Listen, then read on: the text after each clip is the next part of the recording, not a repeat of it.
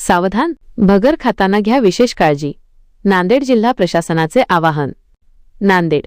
उपवासाच्या दिवसांत मोठ्या प्रमाणात खाल्ल्या जाणाऱ्या भगरमुळे वरई अन्नातून विषबाधा फूड पॉयझनिंग होण्याच्या घटना नांदेड जिल्ह्यात समोर आल्या आहेत. या पार्श्वभूमीवर जिल्हा आपत्ती व्यवस्थापन प्राधिकरणाने नागरिकांसाठी आणि विक्रेत्यांसाठी महत्त्वाची नियमावली जाहीर केली असून खबरदारी घेण्याचे आवाहन केले आहे.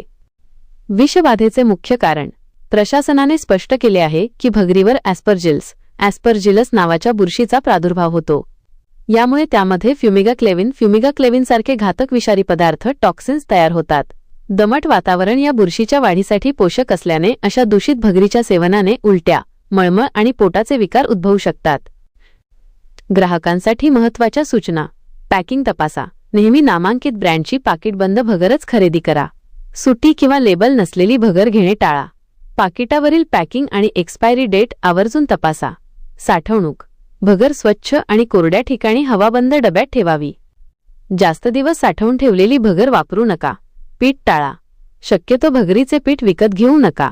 पिठामध्ये ओलावा लवकर शोषला जातो, ज्यामुळे बुरशी लागण्याची शक्यता जास्त असते. गरज असल्यास भगर घरीच निवडून दळली जावी. मर्यादित सेवन.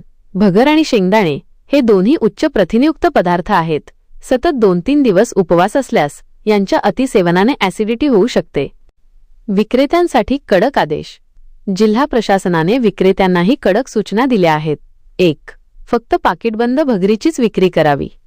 2. पाकिटावर उत्पादकाचा पत्ता, परवाना क्रमांक आणि दिनांक असणे अनिवार्य आहे. 3. मुदत संपलेली एक्सपायर्ड भगर किंवा पीठ विकल्यास कडक कारवाई केली जाईल. 4.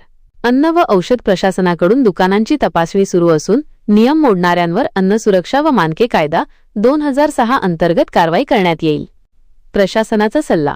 उपवासाला भगर खाताना ती स्वच्छ असल्याची खात्री करूनच वापरावी, जेणेकरून आरोग्याचा धोका टाळता येईल. व्हिडिओमधील शासन निर्णय व परिपत्रक आपणास हवे असेल तर ते आपल्या शासन निर्णय व परिपत्रक या टेलिग्राम चॅनलवर उपलब्ध करून देण्यात आलेले आहे. त्या ठिकाणावरून आपण ते डाउनलोड करून घ्यावे.